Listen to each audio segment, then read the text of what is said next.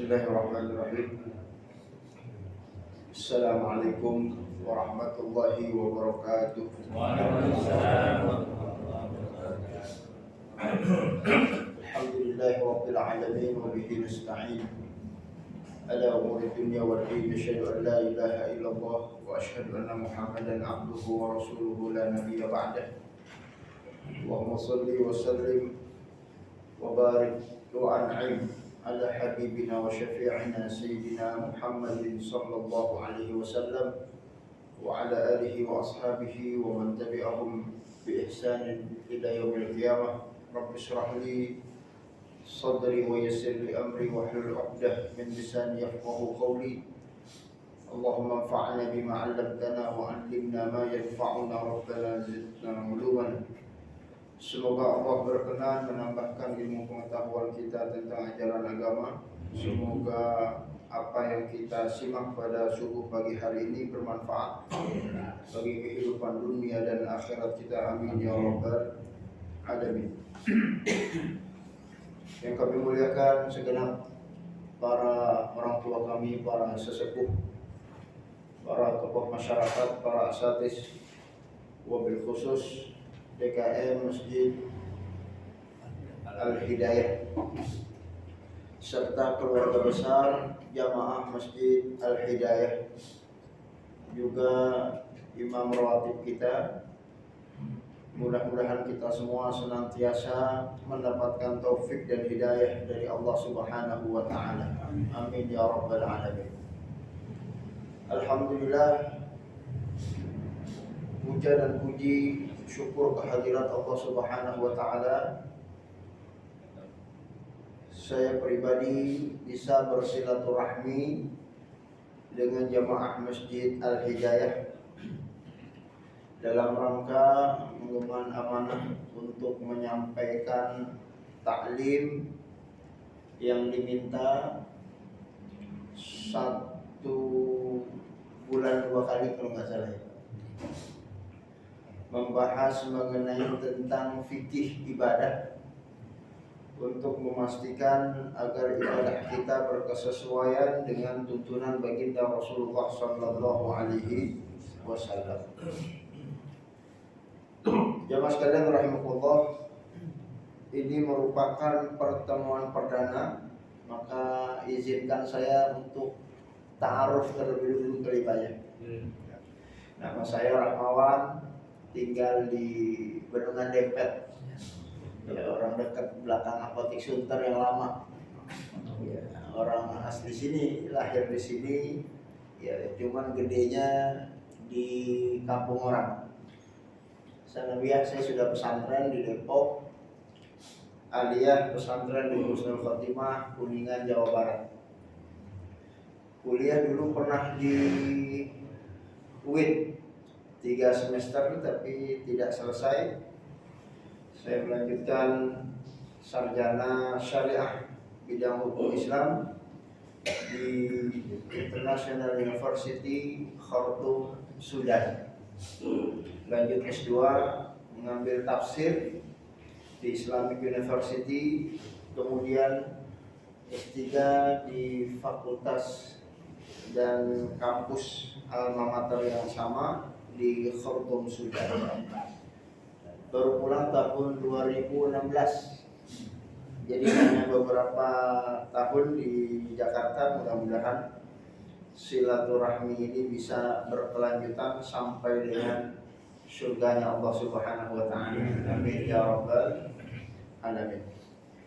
Jamaah sekalian rahimakumullah, membahas fikih, saya sudah menawarkan ke DKM kita, ingin yang kita bahas ini adalah fikih lintas mazhab, bukan lintas agama, ya, lintas mazhab. Ya, maksudnya ini ada beberapa fungsi yang ingin kita capai. Selain untuk memastikan ibadah kita berkesesuaian dengan tuntunan baginda Nabi agar diterima oleh Allah Subhanahu wa taala, ya mudah-mudahan juga di saat yang sama setidaknya kita mendapatkan tambahan informasi yang terkait dengan hal-hal yang berkenaan dengan khilafiyah yang sifatnya furu'iyah ijtihadiyah. Ya, jangan sampai nanti yang terjadi di sebagian masyarakat, ya, saya tidak tahu apakah itu terjadi di masyarakat jamaah Masjid Al-Hidayah atau tidak. Ada sebagian dari godaan setan yang menyusup di dalam kehidupan kita, ya, melakukan ibadah namun hatinya kotor dengan perkara-perkara bisikan setan, merasa paling benar, lalu kemudian cenderung untuk menyalahkan sebagian praktikal amaliyah ibadah yang dilakukan oleh saudaranya seiman. Maka informasi ini perlu kita sampaikan agar jangan sampai nanti bisikan setan itu berkelanjutan menjadi tindakan-tindakan yang tidak dibenarkan dalam syariat agama. Contoh sederhana misalnya yang sering kita ketahui tentunya masalah pada saat barusan alhamdulillah imam kita luar biasa sholat subuh mengenah kodai kita dengan syahdunya. Subuh di masjid kita ini tidak pakai kunut. Itu Pak ya. Alhamdulillah sudah sesuai dengan sunnah. Tapi bukan berarti saudara kita yang subuhnya pakai kunut ini tidak sesuai dengan sunnah. Dia sesuai juga dengan sunnah, tapi sunnah yang berbeda dari riwayat hadis yang sampai kepada mereka. Jangan sampai nanti ada saudara kita yang sholat subuh pakai kunut di masjid yang berbeda, ini kita bid'ahkan, kita salah-salahkan, kita sesat-sesatkan. Apalagi sampai kita neraka-nerakakan. Padahal yang mereka lakukan itu adalah melaksanakan sholat kepada Allah Subhanahu wa Ta'ala. Padahal kalau kita mau bahas di dalam kitab fikih manapun, fikih klasik maupun fikih kontemporer, ulama sudah menjelaskan bahwa masalah kunut subuh itu adalah masalah khilafiyah. Yang tidak pakai kunut di dalam subuhnya itu mazhab salah satunya, dan yang pakai kunut di dalam salat subuhnya juga merupakan mazhab yang lain yang dijalankan, terutama di dalam mazhab Imam Syafi'i rahimahullahu ta'ala. Kenapa terjadi perbedaan yang demikian? Karena memang berbeda dalam pengambilan sumber dari sumber-sumber hukumnya. Ya, nanti insya Allah dengan berjalannya waktu sedikit banyak kita akan mengurai apa yang menyebabkan asbab ikhtilafal ulama, variabel-variabel yang menyebabkan ulama itu berbeda pendapat. Jadi pada saat ulama berbeda pendapat itu banyak hal-hal yang memang tidak bisa dihindarkan sehingga mereka berbeda. Dan dalam agama kita perbedaan itu suatu biasa, tidak menjadi sesuatu yang perlu dibesar-besarkan selama ada landasan syariatnya bersumber dari Al-Quran dan Sunnah Rasulullah Sallallahu Alaihi Wasallam. Ibaratullah di dalam pembahasan fikih ini tidak 1-2 permasalahannya, tidak 10-20, tidak 100-200, ada ribuan nanti dalam masalah-masalah agama yang banyak perbedaan pendapat di sana. Wabil khusus pembahasan ibadah sholat, yaitu nanti baru sholat subuhnya kunut atau tidak kunut, belum nanti pada saat kita mencanangkan niat apakah dilafalkan atau tidak dilafalkan, apakah pakai usolli atau tidak pakai usolli, belum nanti pada saat kita melaksanakan ibadah sholat baru mulai imam takbiratul ihram, Allahu Akbar, angkat tangannya itu sepundak atau setelinga, itu ada khilaf di antara para ulama. Baru kemudian imamnya bersedekap, makmumnya bersedekap. Sedekapnya ini di mana naruh tangannya? Apakah di dada, apakah di bawahnya, atau di atas perut, atau di bawahnya lagi? Belum nanti Nabi bicara tentang membaca Bismillahirrahmanirrahim dari awal surat Fatihah. Apakah Bismillahnya dijaharkan, Bismillahirrahmanirrahim, ataukah Bismillahnya disirkan, hanya orang yang membacanya saja yang mendengarkan? Jadi masalah-masalah yang seperti itu sudah biasa, yang sudah dijelaskan oleh para ulama di dalam kitab-kitab fikih. Hanya saja mungkin sebagian orang tidak menelaah dengan komprehensif, lalu masuk godaan setan, cenderung menyalahkan ibadah orang lain dan dia dapat pahala dari ibadah yang dia laksanakan, di saat yang sama mendapatkan dosa pada saat dia menyalahkan orang yang sedang juga melakukan ibadah kepada Allah Subhanahu wa ta'ala. Ibadah Allah, tentu saja kita berharap kita masuk surga itu tidak sendiri. Kita berharap masuk surga bersama saudara kita seiman, saudara kita seakidah, umatnya Nabi Muhammad sallallahu alaihi wasallam. Meskipun mereka terkadang berbeda sedikit tentang pelaksanaan ritual ibadah yang sifatnya teknis, yang sifatnya furu'iyah, ijtihadiyah. Nanti dibicara tentang afiliasi pada ormas-ormas tertentu, misalnya di masyarakat kita itu ada orang NU, ada orang Muhammadiyah, ada orang Persis, ada orang Jamaah Tabligh, ada orang Hizbut Tahrir, ada orang FPI, ada orang Ikhwanul Muslimin, ada orang Salafi. Itu semua saudara kita seiman. Jangan pernah kita lalu kemudian menyalahkan orang lain hanya gara-gara beda baju, beda bendera, beda ormas, beda tata cara amaliyah ibadah. Padahal itu sudah dijelaskan oleh baginda Nabi Muhammad sallallahu alaihi wasallam dengan penjelasan yang sampai kepada kita lewat para ulama-ulama mazhab. Mudah-mudahan Allah berkenan menerima amaliyah ibadah yang kita persembahkan. Amin ya rabbal alamin. Oleh karena itu jamaah sekalian rahimahullah, salah satu kitab yang saya tawarkan, ini baru penawaran Pak Ji. Ini saya bacakan dan saya bawakan satu kitab, judulnya Fiqhus Sunnah. Fikih Sunnah. Ya, Fikih Sunnah ini satu kitab terdiri dari 3 jilid. Ini jilid yang pertama. Ya, masih ada 2 jilid di rumah. Ya, tentunya kita tidak bawa karena kita bahas pembahasannya sedari awal Pak Ji, atas permintaan. Ya, jadi kitab Fiqh Sunnah, kenapa kitab ini yang kita akan urai? Ini satu kitab yang setidaknya memuat informasi tentang amaliyah ibadah yang ada khilafiyahnya. Ya, jadi nanti di dalam kitab ini bicara tentang masalah toharo. Ya, nanti ada khilaf misalnya apakah air mani itu najis atau tidak najis. Nanti berbicara mengenai tentang hal-hal yang membatalkan wudu, apakah menyentuh kulit wanita itu batal atau tidak batal.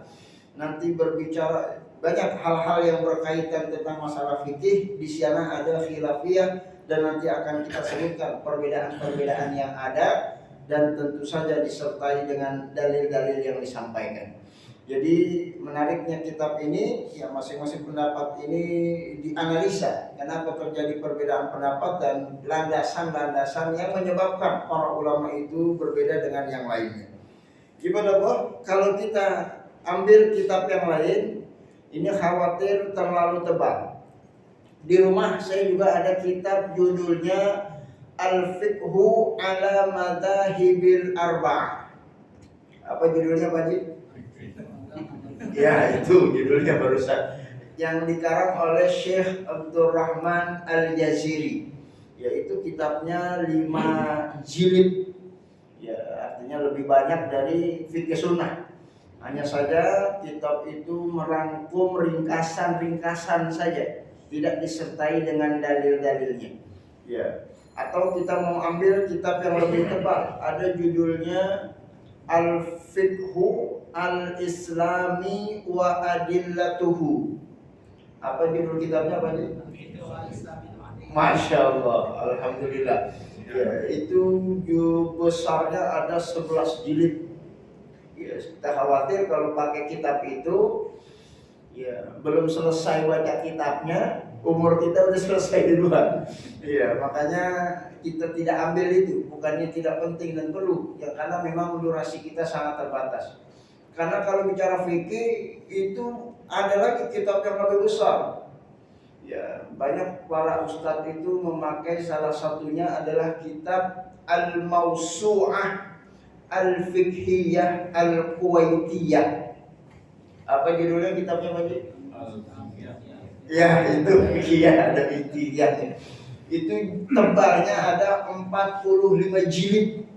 Ya kalau 45 jilid itu kita bawanya aja harus rame-rame sama jemaah masjid.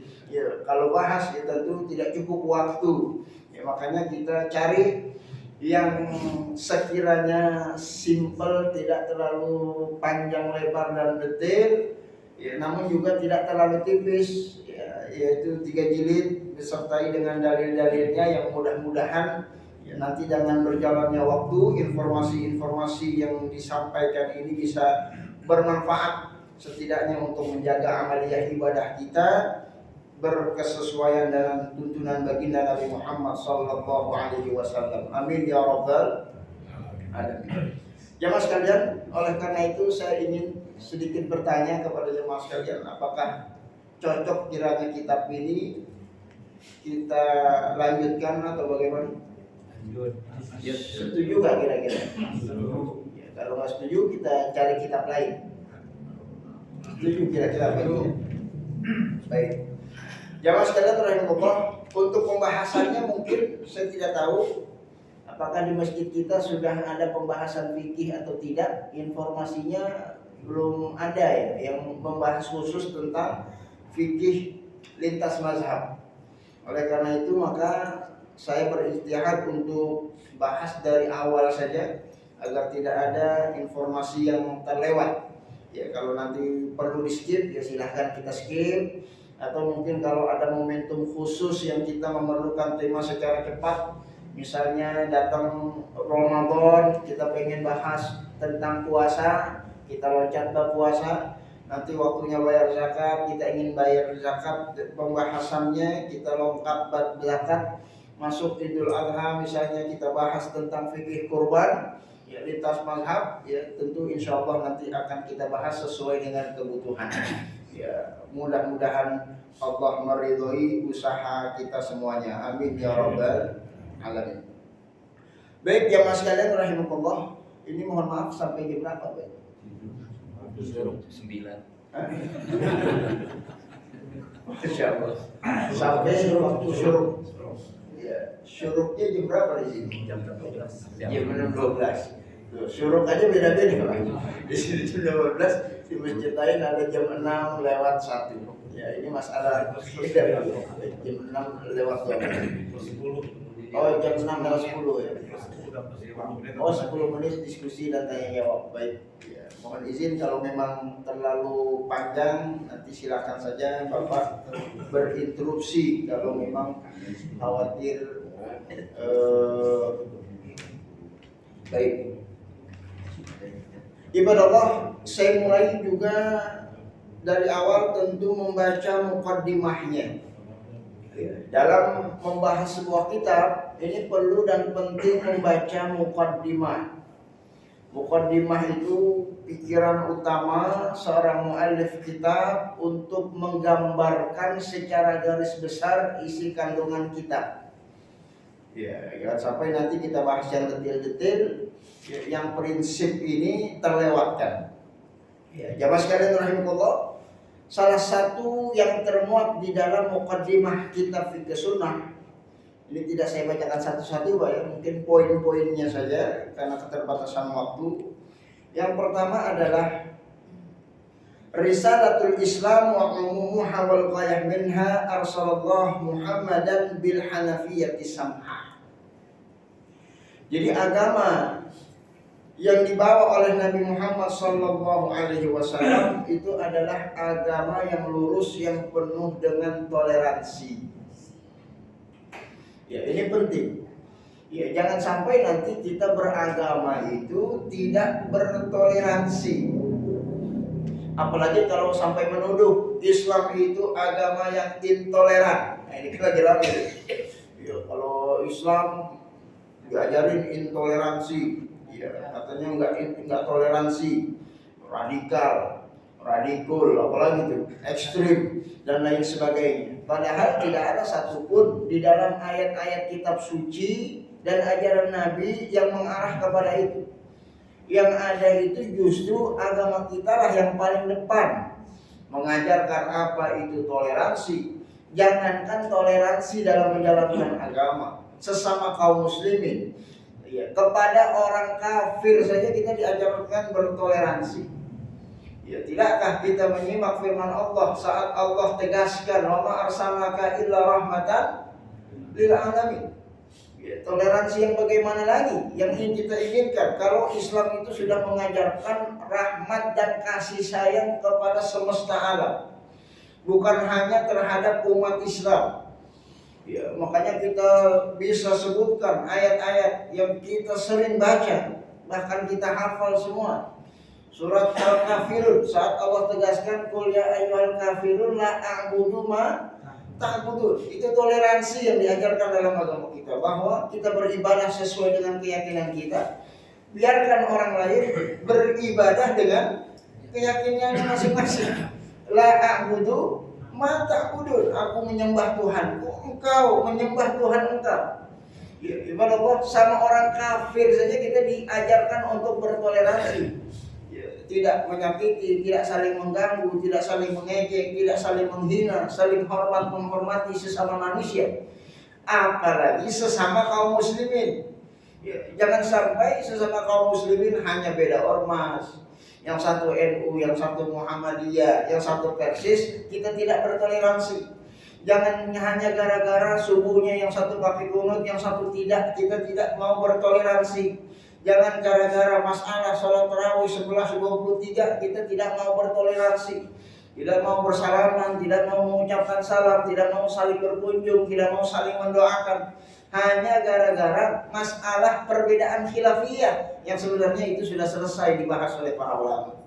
Ya, oleh karena itu ini ajaran Al-Hanafiyyah Sam'ah ini merupakan satu garis besar yang harus kita jalankan dengan baik.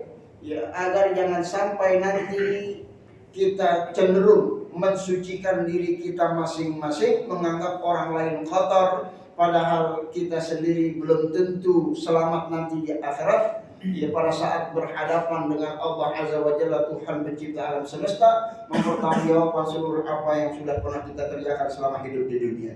Ya, mudah-mudahan harapannya kita semua bisa masuk surga sama-sama. Amin ya rabbal alamin. Ibarat Allah, selain itu asy-syariah al-jami'ah, syariat yang dibawa oleh baginda Nabi Muhammad itu adalah syariat agama yang universal. Ya, bukan lokality.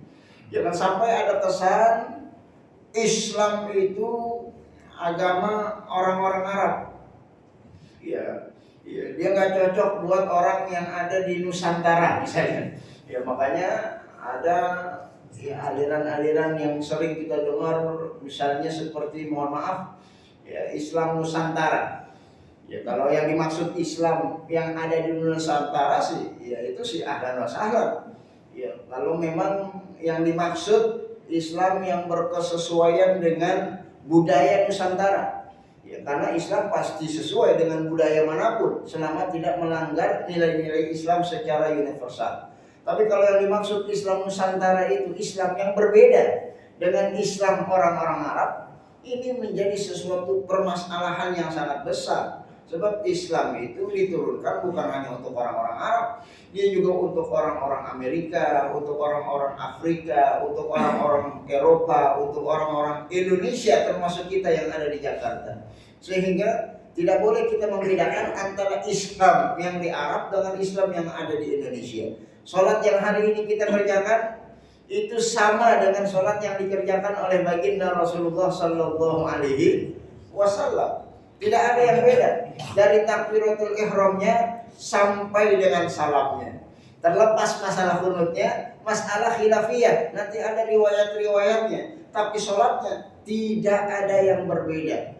Jangan sampai nanti tiap-tiap orang berijtihad masing-masing untuk melaksanakan ibadah sesuai dengan tradisi dan adat kebiasaan pribadi-pribadi orang-orang di wilayah-wilayah tertentu. Ya, semua yang melakukan ibadah sholat itu bacaan-bacaannya itu adalah bacaan-bacaan sholat yang diajarkan oleh Rasulullah Sallallahu Alaihi Wasallam yang menggunakan bahasa Arab. Ya, kita sholatkan dari awal, dari Allahu Akbar sampai Assalamualaikum semuanya pakai bahasa Arab. Mau orang Arab, mau bukan orang Arab, orang Indonesia, orang Amerika, semuanya harus menggunakan bahasa Arab. Ya, nanti jangan sampai nanti ada orang sholat pakai bahasa Indonesia. Ya, ini kan kalau nggak salah pernah beredar itu.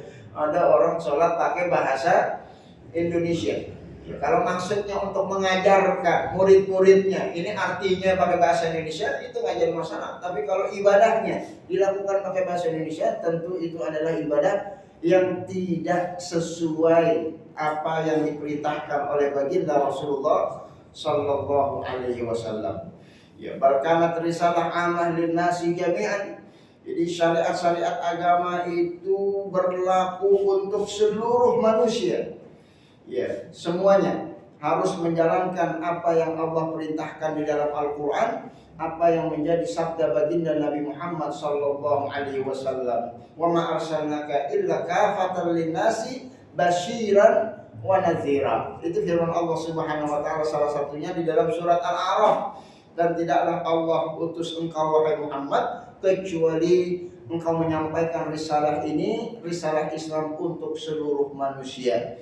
Ya, oleh karena itu jangan ada kesan ya, di tengah-tengah masyarakat kita membedakan antara Islam berdasarkan perbedaan-perbedaan tutorial wilayah. Ibadah Allah annahu laysa fi ma yus'abu 'ala an-nasi i'tiqaduhu aw ma yashuqqu 'alaihimul 'amalu bihi. Ya, nanti di dalam teknis pelaksanaan ibadah Islam memastikan tidak ada ibadah yang tidak mampu dilakukan oleh setiap manusia. Semua ibadah itu sudah diukur bahwa mereka yang diperintahkan itu mampu melaksanakannya.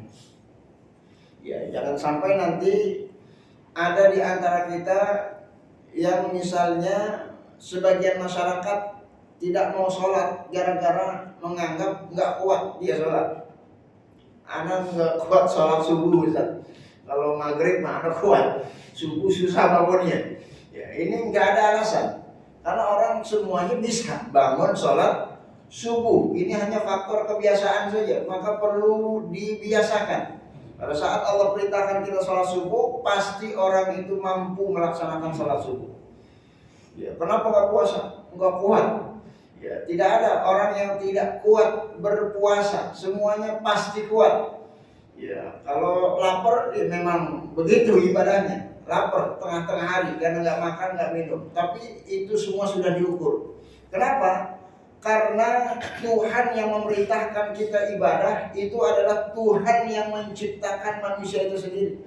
Allah Azza wa Jalla. Ya, saat Allah perintahkan sesuatu, Allah sudah mengukur ini pasti mampu. Ya, karena zalim bagi Allah kalau memerintahkan sesuatu yang manusia itu tidak mampu. Ya, Allah Maha suci dari sifat-sifat yang demikian. Allah la yuzlimul ibad, tidak pernah menzalimi hamba-hambanya. Ya, pastinya apa yang diperintahkan itu mampu kita laksanakan. Dan agama itu diperintahkan oleh Allah bukan dalam rangka untuk memberatkan manusia. Allah suruh kita sholat bukan kita lagi disetrap. Allah nyuruh kita puasa bukan lagi ingin menyiksa. Apa kepentingannya Allah menyiksa manusia? Ya, bahkan justru sebaliknya, agama ini diturunkan sebagai bentuk rahmat dan kasih sayangnya Allah Subhanahu wa taala agar ajaran-ajarannya menjadi pedoman di dalam kehidupan kita, kehidupan pribadi, kehidupan bermasyarakat, kehidupan bersosial sesama jemaah, berkehidupan di dalam berbangsa dan bernegara, termasuk itu ajaran dari syariat agama kita. Ya, Allah berfirman, yuridullahu bikumul yusra wa la yuridu bikumul usra. Allah tidak ingin kalian susah dalam beragama. Allah tidak ingin, justru yang Allah inginkan al-yusra, kemudahan-kemudahan bagi kalian. Ma ja'ala alaikum fid dini min haraj. Begitu kata Allah Subhanahu wa taala di dalam surat Al-Hajj. Tidak ada satupun ajaran agama kata Allah yang membuat manusia itu kesulitan. Rasulullah tegaskan dalam sabdanya, inna hadzal dini yusrun. Agama ini mudah. Wala yushaddu dinu ahadun illa ghalaba. Tidaklah orang beragama itu menyusahkan dirinya kecuali nanti dia akan binasa secara sendirinya. Sebab tidak ada kepentingan bagi Allah untuk menyiksa manusia dengan ibadah yang dipersembahkan kepadanya. Allah tidak butuh ibadah kita. Kita sholat, Allah nggak ambil untung. Emang Allah untung? Manusia nggak sholat semuanya, Allah juga nggak rugi. Jangankan nggak sholat, nggak beriman sekalipun, seluruh penduduk bumi tidak berkurang sedikit pun keagungan Allah Subhanahu wa Ta'ala. Tapi kita ibadah, ini salah satu bentuk rahmat dan kasih sayang Allah Azza wa Jalla.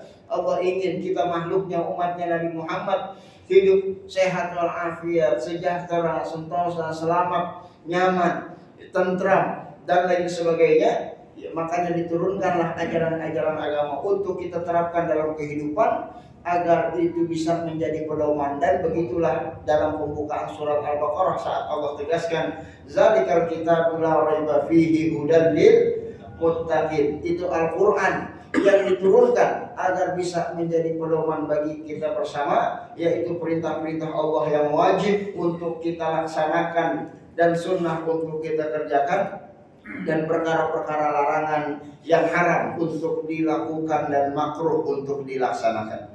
Ya, jamaah sekalian rahimakumullah, dan kalaupun ada sesuatu yang tidak mampu dilakukan oleh seorang hamba, ya ada ayat yang juga Allah berikan sebagai pedoman, la yukallifullahu nafsan illa wus'aha.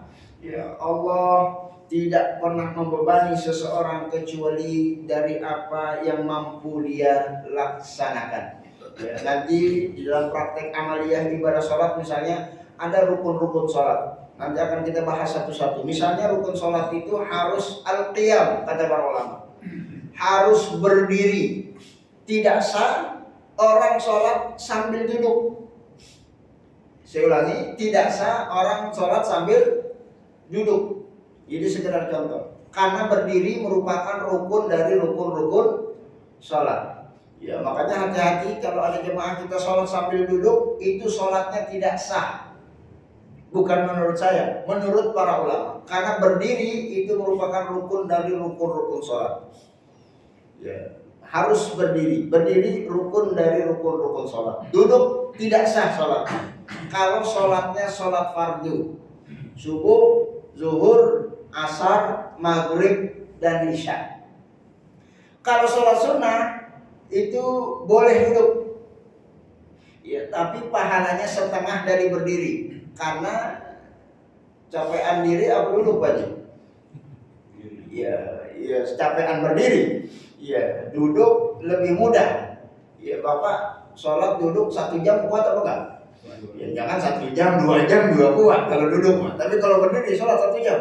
Ya, maka karena berdiri itu lebih sulit, pahalanya lebih banyak berdiri. Al-ajru ala qadril masyaqqah. Besaran pahala itu berbanding lurus dengan tingkat kesulitannya. Ya, kalau sholat sunnah boleh Bapak sambil duduk. Bapak sholat tarawih sambil duduk, sholat qabliyah, ba'diyah sambil duduk, sholat duha sambil duduk, boleh. Kalau sholat sunnah. Ya, jangankan sholat sambil duduk, Bapak nggak sholat aja nggak apa-apa kalau sunnah. Ya, namanya sunnah. Jangankan sholat sambil duduk, nggak sholat nggak apa-apa, dikerjakan dapat pahala, tidak pun tidak berdosa. Malisabu ala fi'lihi wa la yu'aqabu ala tarkihi. Tapi kalau sholat fardu harus berdiri, karena ini merupakan rukun dari rukun-rukun sholat fardu menurut penjelasan para ulama. Tentu saja kecuali bagi mereka yang tidak mampu berdiri. Ya, lagi sakit, lagi opname, ya, lagi berbaring di atas tempat tidur, ya nggak bisa diri, kakinya patah, kakinya bengkak, kecemplak, nggak bisa berdiri. Ya, Allah memaafkan, Allah akan memaklumi apa yang dilaksanakan dari jamaah yang sholatnya sambil duduk atau sambil berbaring pada saat dia tidak mampu berdiri. Ya, hanya saja mungkin terjadi kekeliruan terkadang di tengah masyarakat kita. Ada orang alasan sakit padahal dia mampu berdiri, sholatnya sambil duduk. Ini tidak diperkenankan. Ya, maka kalau mampu berdiri silakan berdiri. Kalau memang sudah tidak mampu silakan duduk. Allah memaklumi la yukallifullahu nafsan illa wus'aha. Apalagi nanti bicara tentang fikih, salah satu kewajiban berdiri itu bukan hanya saat sholatnya, tapi pada saat melaksanakan takbiratul ihramnya. Artinya nanti pada saat orang mampu mengucapkan takbiratul ihram sambil berdiri, dia tidak boleh takbiratul ihram itu sambil duduk, menurut penjelasan para ulama. Jadi kalau dia nggak mampu diri, minimal saat takbir diri dulu, Allahu Akbar. Kalau dia nggak sanggup melanjutkan berdiri, mau duduk silahkan duduk, karena berdiri dalam menggunakan takbiratul ihram dan mengucapkannya ini wajib berdiri. Baik jamaah sekalian rahimakumullah, saya lanjutkan informasinya. Wa amma la yahtalifu ikhtilafi zamani wal makani kal qa'id wal ibadah. Adapun ibadah-ibadah yang lainnya yang sifatnya mahdhah, kewajiban yang tidak berubah-ubah dari zaman dahulu sampai dengan hari ini, itu adalah ibadah-ibadah yang memang sudah aksioma harus diterima, tidak boleh dirubah-rubah. Ini di dalam pelaksanaan ibadah-ibadah sholat 5 waktu dan ibadah-ibadah lainnya, ini teknis pelaksanaannya itu sudah diatur, tidak boleh dirubah, tidak boleh diganti. Ya, sholat dengan jumlah rakaatnya ini nggak perlu lagi dirubah-rubah. Subuh ya 2, maghrib ya 3, zuhur ya 4, isya 4. Ini tidak boleh dirubah-rubah ya, karena ini sesuatu yang sudah menjadi aksioma al-ma'lum min ad-din bid-darurah. Ya, kalau terjadi perubahan maka itu adalah sesuatu kekeliruan. Ya, jangan sampai nanti ada hal-hal yang terjadi di sebagian masyarakat. Ya, ada keyakinan-keyakinan di sebagian masyarakat, dan itu terjadi di Indonesia bukan di mana-mana. Ya, menyatakan bahwa sholat yang fardu itu cuma 3 saja, ya, tidak 5 waktu, hanya 3 waktu.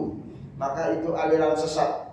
Kalau kita baca berita itu sudah ada salah satu aliran sesat yang diidentifikasikan oleh Majelis Ulama Indonesia. Salah satu indikasinya adalah ya, mengimani ibadah sholat itu tidak 5 waktu. Keyakinan juga demikian, tidak boleh ada yang berubah. Tidak boleh ada pengakuan ada nabi setelah Nabi Muhammad SAW. Ya, kalau ada apapun alirannya, maka aliran itu merupakan aliran yang sesat dan menyesatkan. Makanya mohon maaf, Ahmadiyah itu aliran sesat. Biar kata dia sholat, biar kata dia puasa. Ya, kenapa sesat? Karena dia mengimani ada nabi setelah Nabi Muhammad SAW. Ya, kita harus menjaga diri kita tentunya dan menjaga anfusakum wa ahlikum nara, keluarga kita masing-masing, jangan sampai terindikasi aliran-aliran yang sesat. Mohon maaf, ibadallah, di Indonesia ini ada lebih dari 360 aliran sesat. 360 aliran sesat. Itu yang udah ketahuan, yang belum ketahuan ya masih banyak lagi. Ini nggak ngomong di mana-mana, di Indonesia, di tanah air, apalagi di Jakarta, banyak orang, banyak etnis, banyak suku, banyak macam-macam orang. Ya, makanya jangan sampai kita terjebak kepada aliran sesat. Ya, ini bukan menurut saya, menurut tim dari Majelis Ulama Indonesia. Ya, termasuk aliran sesat itu adalah aliran-aliran takfiri yang sering menyalahkan ibadah-ibadah orang lain sampai mengkafir-kafirkan, menyesat-nyesatkan, meneraka-nerakakan orang. Padahal yang dinerakakan itu umatnya Nabi Muhammad SAW. Itu aliran sesat.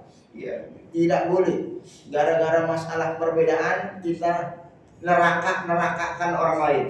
Itu dilarang. Karena kita sendiri juga ya masih banyak dosa. Kita sendiri masih banyak yang perlu dibenahi. Ya, ngapain kita ngurusin orang? Ya, ngapain kita menjustifikasi ibadah orang lain? Apalagi yang kita justifikasi itu bukan karena fakta realnya dia sesat, tapi karena keterbatasan ilmu pengetahuan. Jamaah sekalian rahimahullah, jangan sampai keterbatasan ilmu ini menjadikan setan membisiki kita untuk memudah memvonis ibadah yang dilakukan oleh orang lain. Jamaah sekalian rahimahullah, di antara hal-hal yang sifatnya syariat agama kita itu ada yang berubah, ada yang bisa disesuaikan dengan kondisi zaman. Ya, itu dalam pembahasan fikih juga nanti akan kita bahas. Ya, contoh sederhana misalnya di dalam pelaksanaan sholat Jumat. Ya, ini mohon maaf, di kita sholat Jumatnya azannya berapa kali? Sekali. Ya, azannya 1 kali. Nanti ada saudara kita yang azannya itu 2 kali. Ada Pak ya? Di Sutur ada. Ya, ini masalah azan sekali 2 kali itu sih masalah teknis. Yang penting orang mau datang ke masjid. Ya, jangan kita ribut masalah azannya, karena secara sejarahnya sudah dilakukan lewat ijtihad Sayyidina Utsman bin Affan radhiyallahu anhu. Ya, kenapa di zaman Rasulullah azan cuma 1 kali? Zaman Rasulullah orang Islam itu yang tinggal di sekeliling Masjid Nabawi tidak terlalu banyak. Ya, cukup 1 kali, ya orang udah datang ke masjid salat berjamaah. Di zaman Khalifah Sayyidina Utsman bin Affan makin banyak orang tertarik masuk Islam. Karena masyarakat muslimin makin banyak, ya berarti orangnya semakin banyak rumahnya. Ya, yang terkadang kalau suara azan itu sekali, itu orang yang rumahnya jauh nggak cukup waktu untuk datang ke masjid melaksanakan sholat berjamaah bersama Islam dan kaum muslimin. Ya, makanya diijtihadkanlah azan Jumat itu 2 kali di masa itu, agar jangan sampai nanti ada orang yang terlambat datang ke masjid karena ada azan yang disebut dengan azan peringatan. Maka dalam fikih jangankan azan 2 kali, Bapak mau azan 3 kali itu boleh. Ya, 3 kali nggak apa-apa. Yang penting esensinya orang itu mau datang ke masjid melaksanakan sholat Jumat yang merupakan kewajiban dalam syariat agama kita. Ya, ini disesuaikan dengan kondisi zaman. Ya, kalau hari ini, ya alhamdulillah, ya kita ada mikrofon yang mampu menyuarakan suara ke tempat yang jauh. Ini salah satu fasilitas yang bisa kita gunakan untuk kemaslahatan menjalankan syariat agama Allah Subhanahu wa taala. Yaitu nanti bicara tentang masalah fikih juga demikian. Pada saat misalnya di zaman Nabi bayar zakat contohnya, ya bayar zakat di zaman Nabi itu menggunakan makanan pokok. Ya, tidak menggunakan mata uang. Ya, tapi ada ijtihad dari salah satu mazhab yang membolehkan membayar zakat itu pakai qimah. Qimah itu sejumlah harta yang senilai dengan makanan pokoknya. Ya, ini kan esensinya sama. Yang penting fakir miskin, ya, kebutuhannya terpenuhi lewat zakat yang kita bayarkan. Ya, hari ini ya, bukan lagi pakai uang. Ya, kita cukup transfer udah bisa bayar zakat. Ya, cukup gesek kartu, scan barcode udah bisa bayar zakat.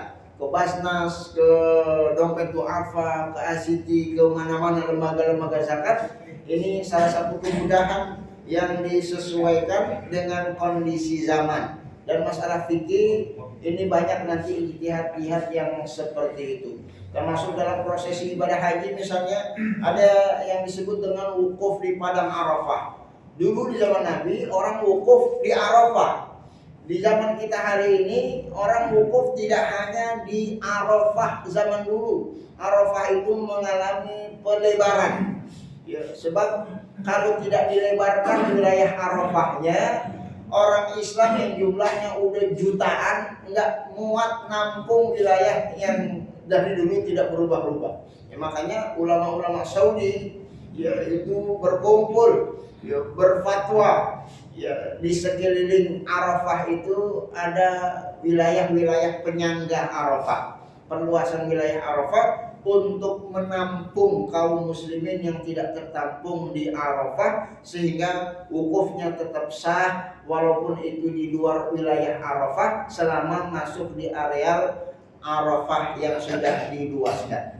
Ya, termasuk nanti melempar jumroh. Zaman dulu melempar jumroh itu tiangnya pendek. Ya, mungkin Pak Haji yang dulu tahun-tahun sekian ibadah ya mungkin masih mengalami ya tiang-tiang saat kita lempar jumroh itu tiang-tiangnya masih kecil-kecil begitu. Sekarang yo tiang itu udah bukan tiang lagi, udah kayak perahu panjang gitu. Untuk apa? Untuk memudahkan orang melempar jumroh.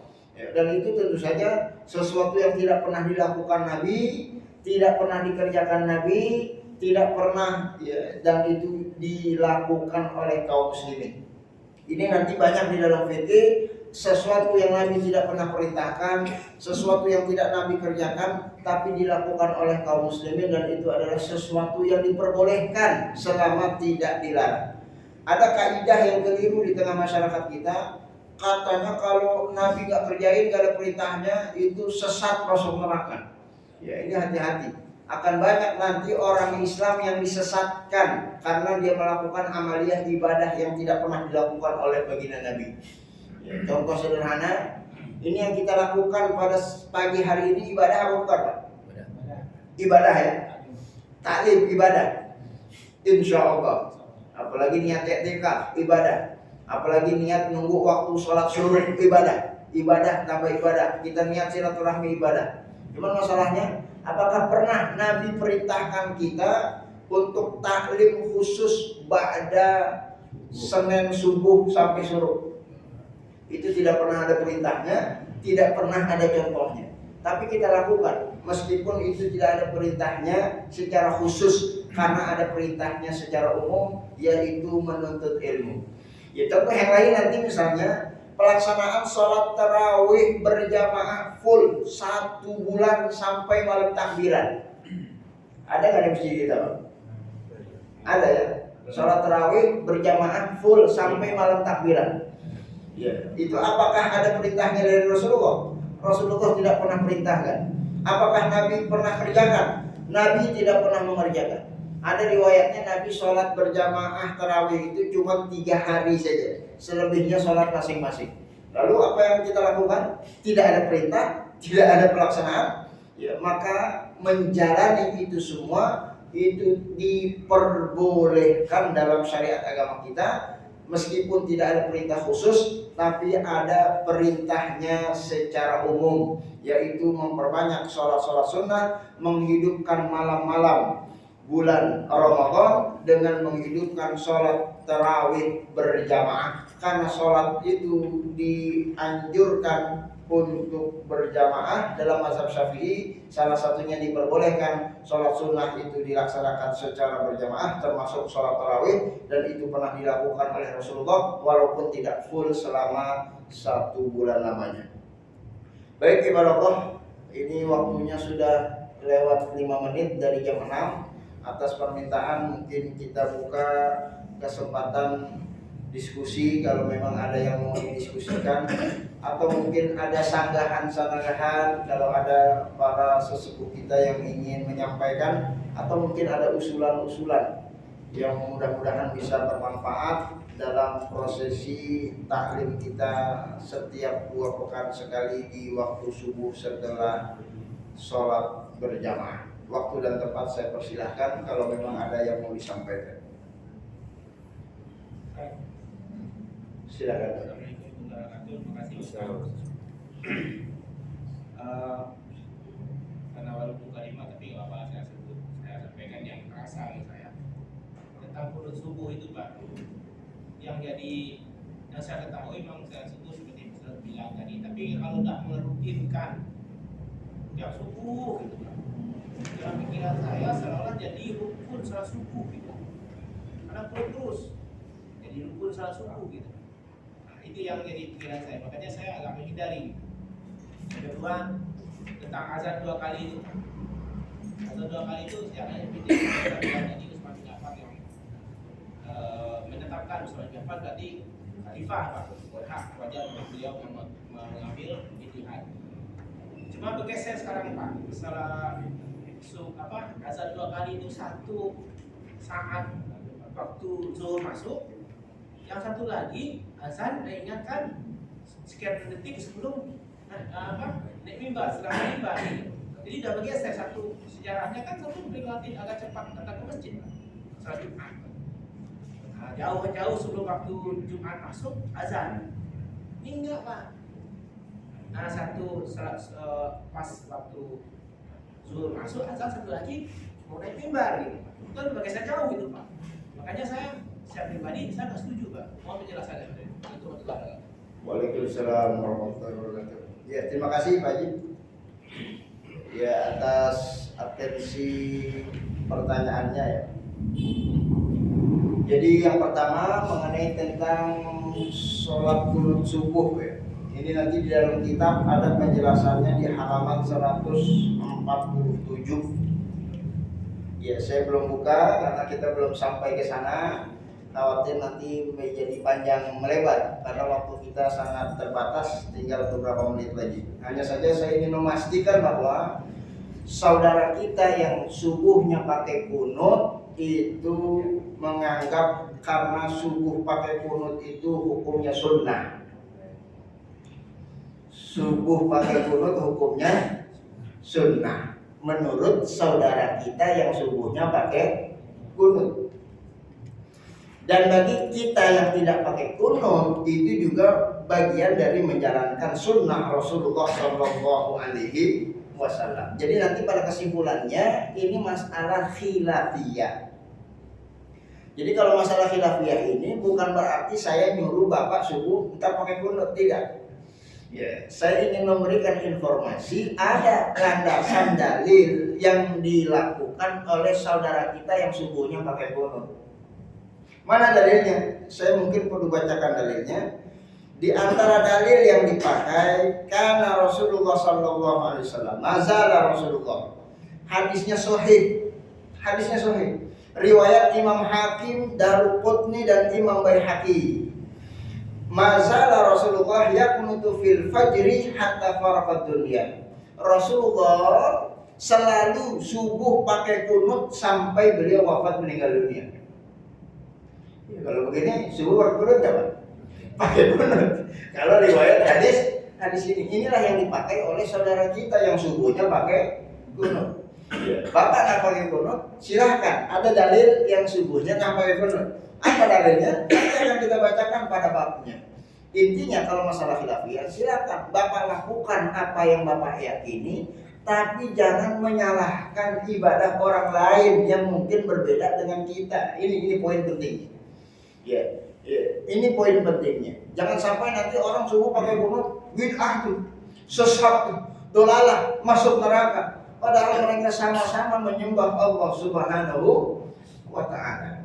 Ya, adapun kesalahan khawatir subuh pakai kunut, disangkanya kunut itu merupakan bagian dari kewajiban. Nah, ini kan cuma sebuah kekhawatiran. Iya, dan tentu saja tidak seperti itu. Contoh misalnya begini. Bapak sholat, kalau takbiratul ihram ngangkat tangan apa enggak? Ngangkat ya? Allahu Akbar. Pertanyaan saya, ngangkat tangan hukumnya sunnah apa wajib?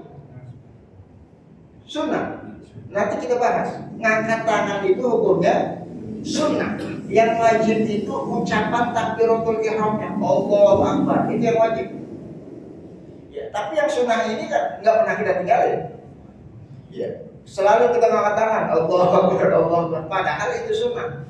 Ya, tapi kita nggak khawatir itu dijadikan bagian dari kewajiban yang harus kita laksanakan. Sebagaimana kita khawatir tadi orang subuh pakai kunut. Ya, kenapa kita bedakan kekhawatiran itu? Ya karena itu tadi, khawatir kita disusupi oleh setan.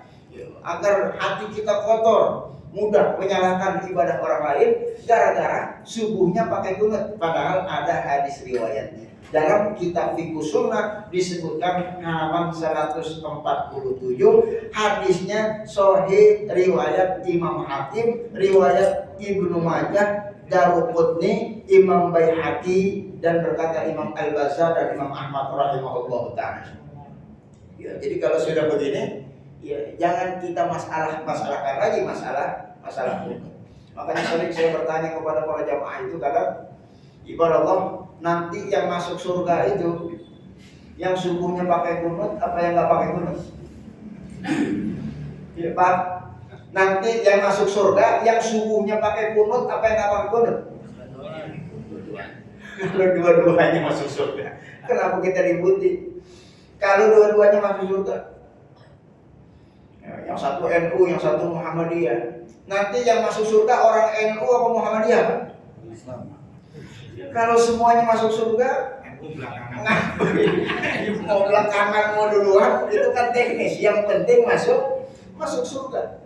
Yang penting masuk surga. Ya, artinya kita pilih apa yang kita pilih, silahkan kita pilih selama ada ilmunya, selama ada landasannya. Tapi jangan serta-merta menyalahkan ibadah orang lain, apalagi yang dilakukan itu ada riwayat hadisnya dari baginda Rasulullah Sallallahu Alaihi Wasallam, dan keterangan itu sudah klasik, Pak. Ratusan tahun yang lalu sudah dibahas oleh para ulama di dalam kitab-kitab fikih. Kalau kita mau jalan-jalan kitab-kitab fikih yang lebih besar, itu selalu ada informasi tentang masalah itu, masalah khilafiyah. Bapak yang tidak mau pakai kunut silahkan, yang mau pakai juga silahkan. Jangan saling menyalahkan. Mudah-mudahan kita semua masuk surga sama-sama. Amin ya rabbal alamin. Pertanyaan yang terakhir, mohon maaf waktunya sudah lewat, saya percepat. Ya, ini sekali lagi masalah azan, ini masalah teknis. Ya, karena azan itu sendiri ya, di dalam fikih itu nanti bab azan ada di dalam kitab ini. Itu hukumnya sunnah muakkadah. Ya, menurut jumhur ulama, sesuatu yang amat sangat ditekankan untuk kita kumandangkan. Ya, jadi kalau yang sunnah-sunnah itu ya dilakukan apa pahala, tidak pun tidak apa-apa. Ya, mau sekali dua kali, ya jangankan Pak, kita masyarakat kita jangankan sekali, orang azan 2 kali aja ke masjid masih banyak yang terlambat. Azannya 2 kali, ke masjid masih banyak yang terlambat. Kita masih mau ributin sekali 2 kali, padahal riwayat-riwayatnya ada yang sekali maupun yang 2 kali. Ini riwayat-riwayatnya ada. Ya, adapun masalah teknis, ya ini nanti secara fikih banyak teknis-teknis yang dijelaskan oleh para ulama yang nanti kita bahas insyaallah dalam fikih azan. Jadi azan itu nanti ada fikihnya, dari mulai hukumnya, dari mulai motivasi pahalanya, termasuk teknis pelaksanaannya. Kita belum bicara teknisnya, nanti redaksinya aja ulama itu ada berbeda-beda. Redaksi aja. Contoh misalnya redaksi iqamah. Azan dan qomat itu nanti pembahasannya satu paket. Kita kalau qomat, Allahu Akbar, Allahu Akbar, asyhadu an la ilaha illallah, asyhadu anna Muhammadar Rasulullah, hayya 'alas shalah, hayya 'alal falah, qad qamatis shalah. Qad qamatis shalah itu berapa kali, Pak? 2 kali. Ada nanti riwayat yang konfirmasi sekolahnya cuma 1 kali. Ya, jangan sampai nanti wah ini aliran mana nih konfirmasinya. Padahal ada penjelasannya dalam pembahasan tentang syariat azan itu. Ya, jangankan sekali 2 kalinya, redaksinya saja berbeda. Ya, nanti ada yang disebut dengan tasmi'. Tasmi' itu kalau dalam bahasa Syafi'i, kalau sebelum mengucapkan asyhadu an la ilaha illallah, itu muazzin mengucapkan duluan asyhadu an la ilaha illallah, baru dia kumandangkan asyhadu an la ilaha illallah. Itu namanya tasmi'. Ya, berarti kalau dihitung asyhadu an la ilaha illallahnya berapa kali? Jadi 4 kali. Ya, sementara kan yang biasanya 2 kali. Jadi redaksinya saja berbeda-beda, apalagi bicara tentang teknisnya. Jadi hal-hal yang seperti itu tidak menjadi permasalahan. Yang penting esensinya bagaimana orang yang di rumah yang nggak ke masjid itu mau ke masjid. Teknisnya mau sekali, mau 2 kali. Bahkan ulama bilang mau 3 kali boleh. 3 kali boleh. Disebutkan di dalam kitab Al-Mawsu'ah Al-Fiqhiyah Al-Kuwaitiyah. Ini bukan menurut pendapat saya hanya mengutip penjelasan para ulama. Jangan sampai kita cenderung menyalahkan orang lain di dalam melaksanakan amalan ibadah. Ya, termasuk ya, kemarin baru saja kita lebaran. Di sini lebarannya kapan? Sabtu. Ada yang minggu, Pak ya? Ya, itu yang masuk surga nanti yang Sabtu atau yang Minggu? Yang Sabtu.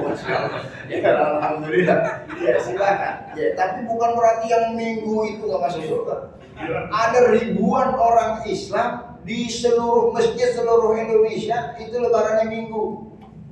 Apa kita mau nerakakan juga itu mereka semua? Padahal mereka adalah saudara kita seiman.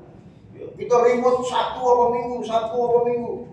Ya, padahal masalah penentuan tanggal kan itu menjadi khilaf. Mau pakai ru'yatul hilal atau pakai hisab, itu menjadi khilaf di antara para ulama. Mau Sabtu mau Minggu, yang penting kurban potong kambing apa enggak? Jangan kita ribut di situnya. Korban kambing yang merupakan sunnah muakkadah, bahkan menurut mazhab Imam Abu Hanifah wajib hukumnya nggak kita kerjakan. Fasholli li rabbika wanhar. Ya, jangan sampai yang prioritas ini kita abaikan gara-gara setan itu tadi.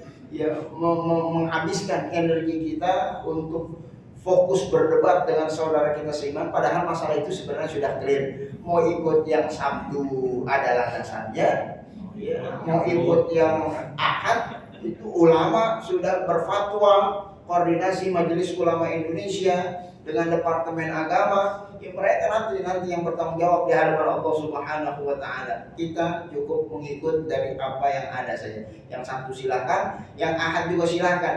Jangan saling salah menyalahkan di antara satu sama lainnya, apalagi masalah itu sudah biasa. Ya, kita nggak sekali dua kali beda. Idul Fitri kita beda.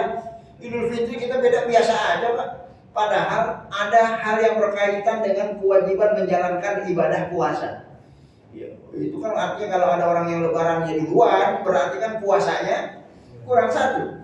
Ya, puasa yang wajib itu nggak jadi masalah. Yang kalau itu merupakan masalah khilafiyah, apalagi perbedaan sholat Idul Adha yang lebih ringan tanda kutip karena tidak ada kewajiban menjalankan ibadah puasa. Jadi masalah khilafiyah ini tidak akan pernah habis-habisnya. Kenapa demikian? Karena memang dari hulunya itu sudah terjadi perbedaan di kalangan para ulama. Dulu Abdullah bin Abbas berbeda dengan Muawiyah. Ini sama-sama sahabat Rasulullah Shallallahu Alaihi Wasallam. Muawiyah di Syam itu puasanya duluan karena sudah melihat hilal. Ibnu Abbas di Madinah puasanya belakangan karena belum melihat hilal. Ada perbedaan mulai puasa di masa sahabat Rasulullah Shallallahu Alaihi Wasallam. Tapi Muawiyah tidak pernah menyalahkan Ibnu Abbas. Ibnu Abbas tidak pernah menyesatkan Muawiyah hanya gara-gara perbedaan kapan mulai berpuasa. Jadi masalah khilafiyah sering terjadi antara sahabat-sahabat Rasulullah Shallallahu Alaihi Wasallam. Nanti akan kita sebutkan beberapa contohnya. Sayyidina Umar pernah berbeda pendapat dengan beberapa sahabat-sahabat Rasulullah terkait dengan hukuman. Ya ini mohon maaf waktunya sudah lewat 20 menit aja. Sebenarnya saya ingin terus bahas tentang contoh-contoh ini ya, yang sebenarnya informasi itu sudah ditulis oleh para ulama ratusan tahun yang lalu. Ya, namun karena keterbatasan informasi dan sosialisasi, mudah-mudahan Allah menyelamatkan kita dari kesalahan dan kekeliruan di dalam menjalankan syariat agama yang dibawa Rasulullah, agama rahmat dan kasih sayang. Bukan hanya buat kita sesama kaum muslimin, tapi juga termasuk orang-orang yang tidak beriman kepada Allah dan Rasulnya. Mudah-mudahan dengan sifat kita yang demikian membuka mata batin mereka untuk menerima hidayah kebenaran cahaya Allah Subhanahu wa taala. Dan saya cukup sekian. Hadanallahu wa iyyakum ajma'in. Billahi taufiq wal hidayah. Wallahul muwaffiq ila aqwamit thoriq. Wassalamualaikum warahmatullahi wabarakatuh.